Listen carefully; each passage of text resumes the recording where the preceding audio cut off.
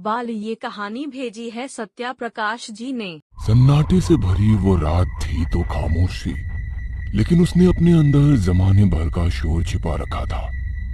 थी तो वो चांदनी रात, लेकिन उस रात आसमान में बादल थे काले काले, इसलिए चांद बादलों के साथ लुका छिपी खेल रहा था। चांद जब बादलों में जाता तो अंधेरा रोशनी को अपने कब्जे में ले लेता, और जब वो बादलों से बाहर आता तो रोशनी अपनी बाहें फैलाए रात को अपने आगोश में ले लेती।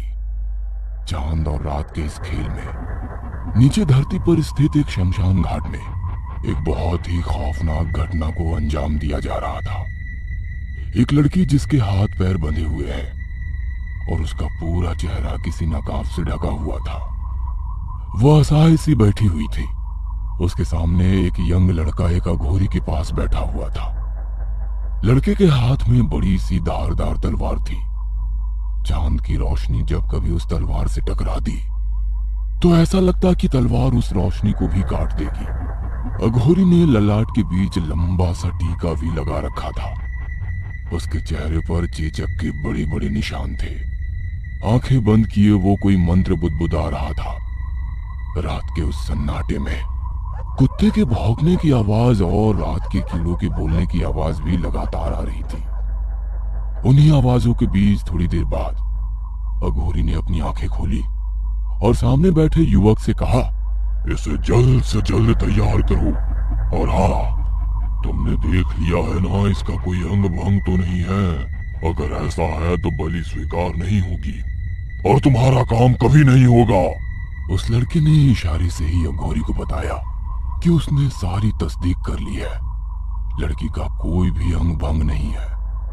मानव या जानवर की बलि की सबसे पहली शर्त यही होती है कि उसका कोई अंग कटा फटा ना हो, वो बीमार ना हो। उसके बाद उस लड़के ने वहीं पास रखे मिट्टी के मटके का पानी उस लड़की पर डालना शुरू कर दिया। सिर से होता हुआ पानी नीचे जमीन पर गिर रहा था और आसपास के क्षेत्र को गीला कर रहा था। वो लड़की अपना सिर हिलाकर उस लड़के द्वारा की जा रही इस प्रक्रिया का विरोध कर रही थी, लेकिन ना तो उस लड़के को उसकी परवाह थी और ना ही अघोरी को। उसके बाद उस लड़के ने लाल रंग का घोरा एक कटोरी में लिया और लड़की के पैरों में लगाने लगा, जैसा कि शादीशुदा लड़कियां पैरों में लगाती है। फिर उसने नेल पॉलिश उसकी हाथों की उंगलियों में लगाया।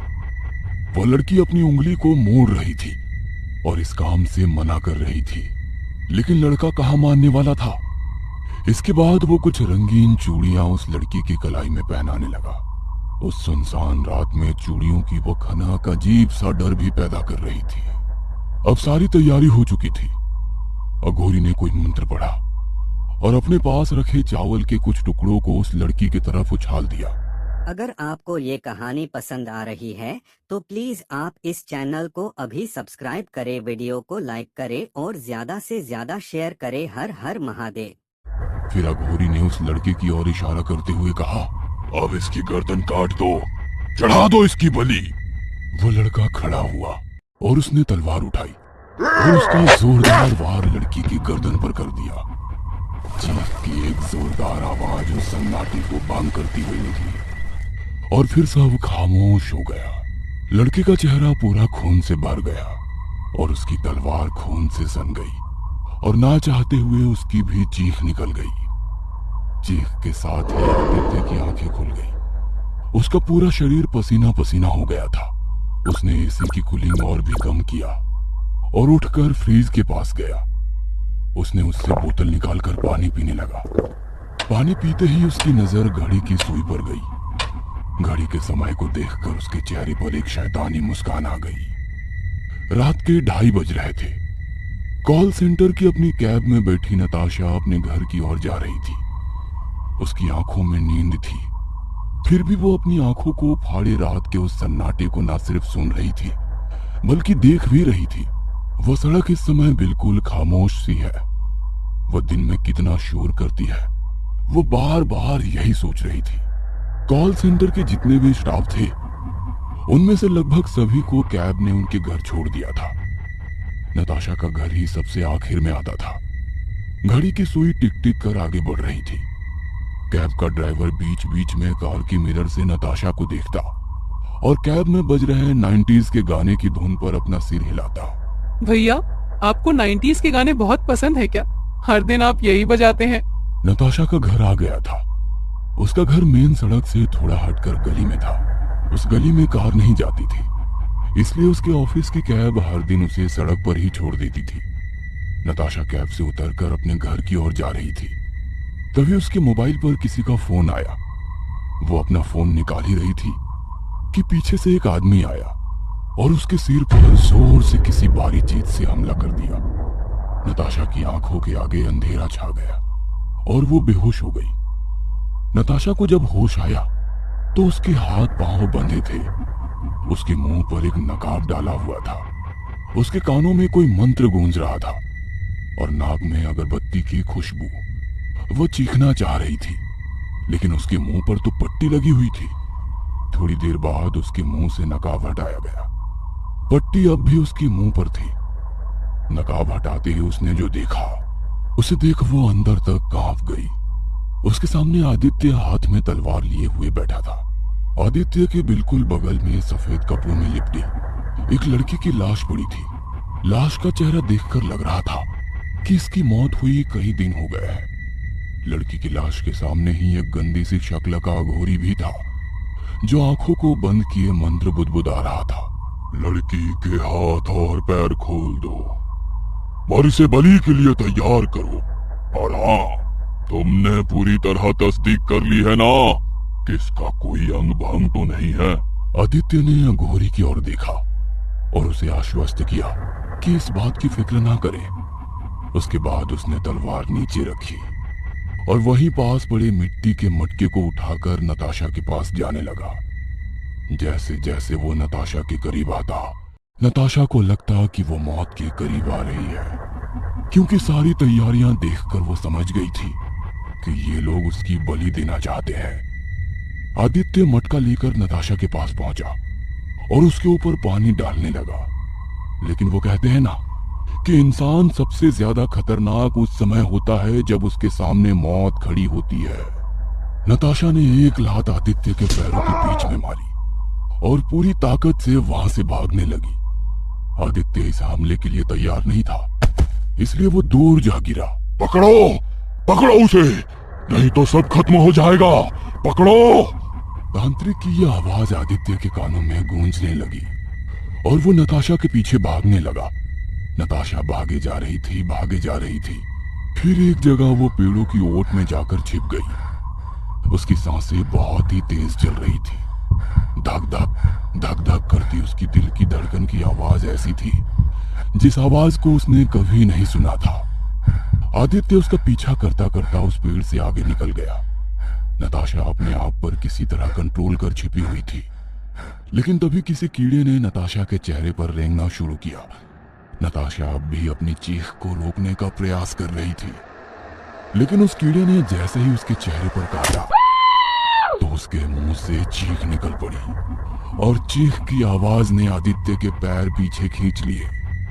वह उस पेड़ की ओर बढ़ने लगा। तभी उसे ओट में छिपी नताशा दिख गई। वह दबे पांव उसके पास जाने लगा। कुछ देर बाद एक जोरदार आवाज से फिर से वो शमशान गूंज उठा। आदित्य जमीन पर पड़ा तड़प रहा था। नताशा ने एक बड़ा भारी पत्थर उसके सिर पर मार दिया था। खून की धार उसके सिर से बह रही थी। वह धीरे धीरे बेहोशी की हालत में जा रहा था। आदित्य समंदर के किनारे बैठा है। उसके साथ दिव्या भी बैठी है। दोनों समंदर की उठती और गिरती लहरों को देख रहे हैं। सूरज लगभग डूबने ही वाला है। आदित्य मोबाइल की घड़ी में दिव्या को टाइम दिखाते हुए कहता है, घर नहीं जाना है क्या? कितनी देर हो गई है? थोड़ी देर और आदित्य, तुम्हें पता है ना मुझे सूरज को डूबते हुए देखना कितना पसंद है। अच्छा बाबा, ठीक है। सूरज डूब जाता है। दिव्या आदित्य के बाइक के पीछे बैठी है। आदित्य फुल स्पीड में अपनी बाइक भगा रहा है। दिव्या अपनी बाहें खोल देती है और आदित्य से और स्पीड चलाने के लिए कहती है। स्पीडोमीटर की सुई 120 की स्पीड दिखाती है। अरे तुम्हें डर नहीं लगता स्पीड से? मौत तो तय है ना आदित्य, स्पीड से चलो या धीमे, जब मौत आनी होती है तो वो तो आ ही जाती है। अचानक रेड लाइट आ जाती है। आदित्य ब्रेक लगाता है और पीछे घूमकर दिव्या को कुछ बोलना चाहता है, लेकिन दिव्या तो उसकी बाइक के पीछे है ही नहीं। वो इधर उधर देखता है, लेकिन दिव्या उसे कहीं दिखाई नहीं देती। तभी ट्रैफिक की लाइट ग्रीन हो जाती है, लेकिन आदित्य की आंखें अभी भी दिव्या को ही ढूंढ रही है। उसके पीछे की गाड़ियां लगातार हॉर्न पर हॉर्न बजा रही है। अच्छी खासी भीड़ वहां जमा हो जाती है। आदित्य को अपनी गलती का एहसास होता है। वो बाइक स्टार्ट करता है, तभी दूर उसे दिव्या दिखाई देती है, जो एक टैटू बनाने वाले के पास खड़ी है और उसे हाथ के इशारे से अपने पास बुला रही है। आदित्य उसकी ओर थोड़ा गुस्से से देखता है और घड़ी की ओर इशारा करता है, लेकिन दिव्या मुस्कुराते हुए उसे अपने पास बुलाती है। वो उसके पास जाता है। दिव्या एक टैटू वाले के पास बैठी है और आदित्य के नाम का टैटू कर रही है। उसके चेहरे पर एक दर्द तो है, साथ ही उस दर्द के साथ सुकून भी है, लेकिन आदित्य दिव्या की इस हरकत से बहुत ही परेशान है। अरे टैटू कराने की क्या जरूरत है दिव्या? कितना दर्द हो रहा है तुम्हें? तुम भी ना बिल्कुल स्टूपिड हो। तुमसे देखा नहीं जा रहा तो तुम अपना मुंह घुमा लो, लेकिन इसे करने से मुझे मत रोको। इस टैटू को कराने से दर्द नहीं हो रहा आदित्य, बल्कि मुझे ऐसा लग रहा है कि ये नाम तुम्हारी वो निशानी है जिसे मुझसे कोई जुदा नहीं कर सकता। दिव्या हाथ में टैटू करा के आदित्य की ओर अपना हाथ बढ़ा देती है। आदित्य उसके हाथों को सहलाता है और उस पर किस करना चाहता है, लेकिन दिव्या तो वहां है ही नहीं। वह देखता है कि टैटू की दुकान पर कोई और लड़की बैठी है और वो अपने लवर सूरज का नाम गुदवा रही है। आदित्य की आंखों में आंसू आ जाते हैं। वो अपनी बाइक के पास जाता है और उसे स्टार्ट करने की कोशिश करता है, लेकिन बाइक स्टार्ट नहीं होती है। वह फिर से किक मारता है, तभी उससे थोड़ी दूर एक जोरदार एक्सीडेंट होता है। वहां काफी भीड़ लग जाती है। आदित्य अपनी बाइक छोड़कर उधर ही भागता है। एक लड़का और एक लड़की सड़क पर पड़े हुए हैं। लड़के को थोड़ा थोड़ा होश है, लेकिन लड़की पूरी तरह बेहोश है। लेकिन उस बेहोशी की हालत में भी उसने लड़के का हाथ जोर से पकड़ रखा है। लड़के के आंखों के आगे अंधेरा छा रहा है। वो लोगों से मदद मांग रहा है, लेकिन कोई भी उसकी मदद को आगे नहीं आ रहे हैं। जितने भी लोग वहां खड़े हैं वो या तो उनकी वीडियो बना रहे हैं या उन्हें देखकर निकल जा रहे हैं। लड़के का सब्र जवाब दे रहा है। वो लड़की को अपनी गोद में उठाने की कोशिश करता है, लेकिन उसे खुद भी बहुत चोट लगी है। वह गिर जाता है और एक बार फिर से लोगों से मदद मांगता है। आदित्य उसकी मदद को आगे जाता है। वो उसकी गर्लफ्रेंड को उठाने की कोशिश करता है, तभी उसके हाथ पर बने टैटू पर उसकी नजर जाती है। उस पर आदित्य लिखा होता है। आदित्य घुटनों के बल वहीं बैठ जाता है और रोने लगता है। तभी एक एम्बुलेंस की आवाज से उसका ध्यान टूटता है। वो उस एम्बुलेंस की ओर देखता है तो वो ये देखता है कि उससे कुछ लोग उतरे हैं और उस लड़की और लड़की को स्ट्रेचर पर डालकर अस्पताल ले जा रहे हैं। लेकिन शायद लड़की मर गई है, क्योंकि उन्होंने सफेद कपड़े से उसका पूरा शरीर ढक दिया था। आदित्य लड़की के चेहरे को देखने की कोशिश करता है, लेकिन ये तो उसकी दिव्या है। आदित्य ये देखकर बेहोश हो जाता है। 5 दिन हो गए दिव्या की मौत को। उसका शरीर मोर्चरी में रखा हुआ है। आदित्य ने कई बार उसके शरीर को देखा है, लेकिन आदित्य उसकी मौत को स्वीकार नहीं कर पा रहा है। हर दिन उसे अस्पताल में दिव्या दिखाई देती है। वह पुरानी बातों को याद कर चीखता रहता है।